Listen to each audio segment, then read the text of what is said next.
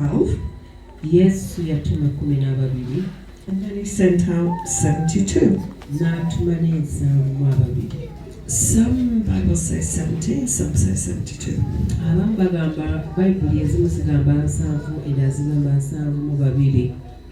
Why do you think he sent out 72? Lwaki olowooza Yesu yatuma ensanvu ababiri? Is that significant? Bannange ekyo kya makulu nnyo. Turn over to Genesis chapter 11. Genda ekitabo kya Lubereberye sura ya 11. So this is the story of the Tower of Babel.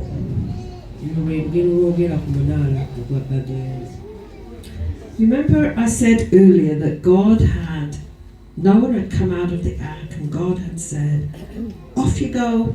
Gave him the task. We gave him the task to replenish the earth. But then a few chapters on, we see them all gathering at Babel.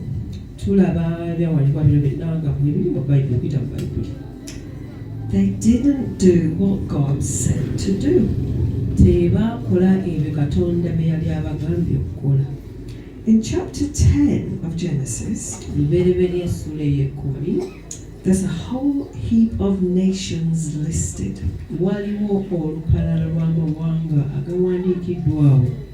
And you might just kind of skip past those names.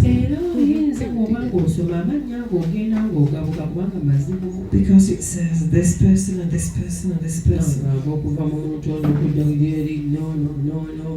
But if you count them up, wow, there's 72. Isn't that a coincidence? So if your Bible says 72 in the New Testament, in the Gospels,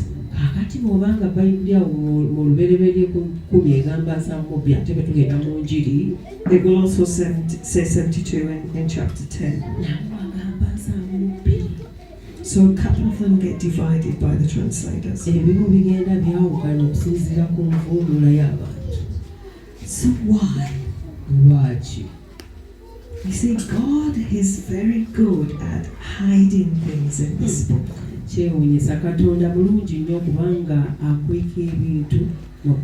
And He expects us to dig them out.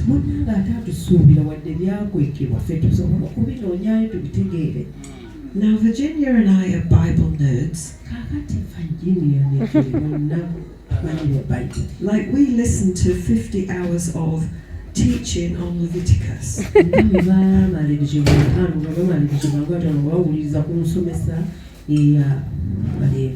That's the book that we kind of like don't read. But there's so much in this book for us to dig out. And there's a reason why God hides the story of what's going on in here. Do you remember me saying earlier about there being a supernatural family and a human family?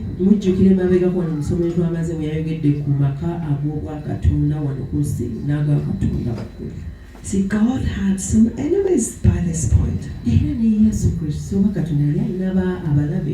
who wanted to destroy the human family. And so in Genesis chapter 11 at the Tower of Babel, everybody had the same language. They kind of worked together. But they were building a tower to worship another God. So they weren't going out and subduing the earth. They were congregating in the same place and worshipping other gods, other supernatural beings. And we see that if we look over at Deuteronomy 32. bwe tulaba ate ekyamateeka olwokubiri I bet you never linked Deuteronomy 32 to the Tower of Babel. 32 nsuubira temukusemamu nga kyogera ku munaala. God is such an interesting God, kale katonda ng'anyuma nnyo, especially if you're a Bible nerd. okusingira ddala bw'obanga gwe wettanira okusoma bayibuli. So in Deuteronomy chapter 32 verse 8 it says ekyamateeka this: olwokubiri 32 olulimi lwa munaana bwagamba bwe bati. When the Most High gave to the nations their inheritance, oyo wa waggulu ennyo bwe yawa ab'oku nsi obusika bwabwe, and he divided mankind, n'agabanyaamu abantu, he fixed the borders of the people n'ateekawo according to ensalo z'abantu according to the number of the sons of God. okusinziira ku miwendo gy'abaana ba Katonda. But the Lord's portion is his people. Naye omugabo gwa Katonda be bantu be, Jacob his allotted inheritance. era Yakobo n'aweebwa obusika. So at the Tower of Babel he appointed supernatural beings Kaakati omunaala guli obwabwe gwali gutadde gwina okuziza okubeera ng'ow'amaanyi over the people, nga yalina ng'alabirira obafuga abantu, and they were sent and scattered. ne balyoka basaasaanyizibwa. All right, you're not going to do what I told you to do, I will make you.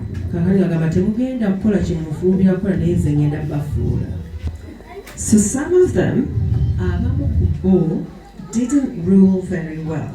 tebaafuga bulungi, Some of them controlled, abamu ku bo baafugira bufugirizibwa, and they put their people into bondage. ne baleetera abantu abo okuba mu busibe. And just after the Tower of Babel story, Nga tumaze okusoma olugero lwa munaala, we get the call of Abraham. kati tulaba okuyitibwa kwa Ibrahim. So Abraham gets called out. Kakati Ibrahimu ayitibwa okuvaayo. You see, these supernatural beings Olaba bano abantu abali batondebwa had been corrupting themselves with human women. baali bamaze okuba nga beeyonoonye. Bino ebitonde eby'obwakatonda byali bitondebwa nga bimaze okweyonoona n'abantu. And God says, Katonda n'agamba, I've seen what you've been doing. ndabye ebyo byonna bye mubadde mukola. I am going to call out my people. Ngenda kuyitayo abantu bange. He calls Abram and Sarah. Awita Ibrahim ne Sarah. And he says, from these two N'agamba okuva mu babiri bano who are old, abakadde, Sarah is barren, Sarah mugumba, he supernaturally gives them the ability to have children. ate mu ngeri y'obwakatonda n'abawa obusobozi ofuna abaana. Yes, they try to do it Bagezaako kukikola mu themselves ngeri eyaabwe, and created an Ishmael. ne baleeta Ishimayiri omutendera ogwo. But God planted his chosen people, Naye Katonda yasimba abantu be yeerondera. and he said, from this seed, Abraham and Sarah, N'agamba okuva mu nsigo eno ya Ibrahim ne Sarah, it's the start of my people.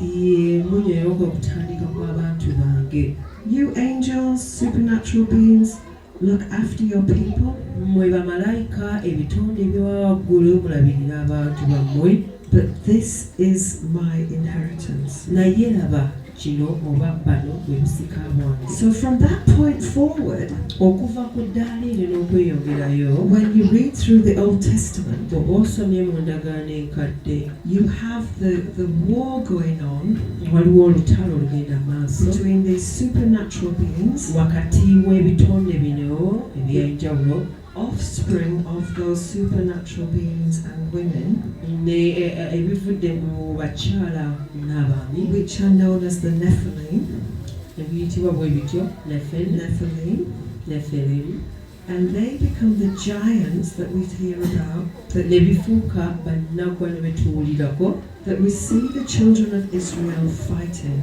nga tulaba mutendera nga abaana ba Isirayiri balwana. Remember in the scriptures you read them something like, destroy them, every man, woman and child. Era mu